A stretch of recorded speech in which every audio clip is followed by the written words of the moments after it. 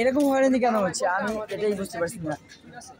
BCB চাইলে কিন্তু ব্ল্যাকটা অফ করতে পারে, কিন্তু তারা অফ করতেছে না, তারা আরো প্রশ্রয় দিচ্ছে, তারা আরো কিন্তু সিন্ডিকেটটাকে বাড়িয়ে দিচ্ছে। স্টুডেন্টরা কি করে পারে যে 200 টাকা টিকিট সিন্ডিকেট, পুরোপুরি একটা সিন্ডিকেট, একটা বিসিবির হাত আছে এখানে। তারা কম দামের টিকিটগুলো বেশি দামে বিক্রি করার জন্যই তারা ব্ল্যাকে ছাড়ে। এটা আমি যুক্তিপূর্ণ এটা কথা, এগুলো আপনারা দল তুলে ধরেন। এই যে আমরা সাধারণ পাবলিক যারা আছি, আমরা যারা স্টুডেন্ট, একটা স্টুডেন্টের জন্য সরকার সব ধরনের সুবিধা করা হয়েছে, যেখানে গাড়ি ভাড়া হাফ, খাবার হোটেলে গেলে হাফ, সব কিছুতে টাকা মিনিমাম কিন্তু হাফ থাকে। তাহলে কেন খেলা দেখতে গেলে একটি স্টুডেন্ট, আজকে শুক্রবার ছিল ছুটির টাইম, ঠিক আছে, কেন আমরা খেলা দেখতে গেলে সেখানে আমরা ডাবল টাকা দিয়ে ব্ল্যাক থেকে টিকিট কেটে কেন আমরা তখন খেলা দেখবো?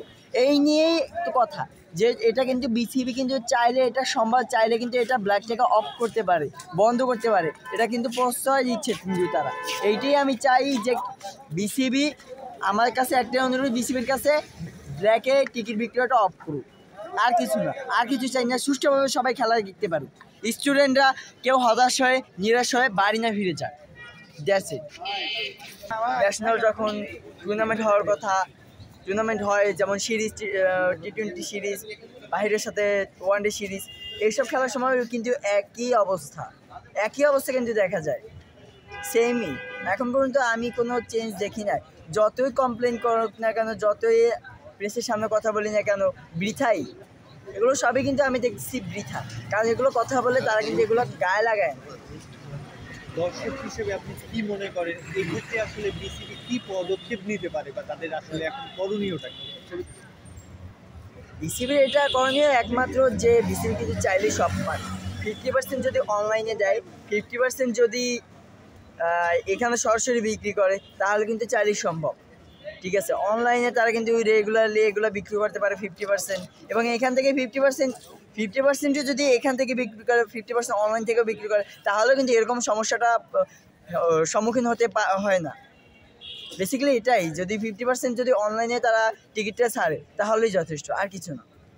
বিপিএল কিন্তু অন্যান্য বারের তুলনায় এবার আসলে দর্শকরা বলছিলেন, বা এমন একটা হাইপ উঠেছিল যে এবার সর্বকালের সেরা বিপিএল হতে যাচ্ছে আমাদের নতুন বাংলাদেশে নতুনভাবে। হ্যাঁ, তো এখন পর্যন্ত বিপিএল যতটুকু দেখেছেন, আপনার কি মনে হয়েছে যে অন্যান্য বারের তুলনায় কতটুকু ভালো করতে পেরেছে, বা কতটুকু উন্নতি হয়েছে, বা উন্নতির জায়গা এখনো কতটুকু আছে? নিচের জায়গা থেকে যতটুকু আমি আশা করছিলাম, বাট আমি কিন্তু এখন পর্যন্ত 20%ও দিতে পারছি। কারণ এরকম সকল যত ফ্যান রয়েছে, ক্রিকেট ফ্যান রয়েছে, যারা যদি ভিতরে ঢুকে যদি আনন্দ করতে না পারে, তারা যদি বাইরে বসে যদি এরকম জাস্টিস ভুয়া বলে চিৎকার করে, তাহলে সেটা তো আনন্দদায়ক হলো না। ভিতরে কি হচ্ছে সেটা কি করে আনন্দটা ফিলিং করবে? সেটা তো আর টিভিতে দেখা আর স্টেডিয়ামে বসে খেলা দেখা একদম প্রায় আকাশ পাতাল তফাৎ, সেরকম অবস্থা। তেমনিভাবেই কিন্তু আমার মতে অতটা আমি 20% রেজাল্ট দিতে পারছি না যে কতটা লাভজনক। তাহলে কি কিছুটা আশাহত হয়েছে? হ্যাঁ, শোকাহত। এখনো তাদের ওখানে আছে, আমরা তাদের সাথে কথা বলছি, তারা বলছে আমাদের বের করে দিয়েছে, তোমরা বের হয়ে যাও, আমরা তাকে ছেড়ে দিব, কখন ছাড়বে এটা তারা আমরা জানি।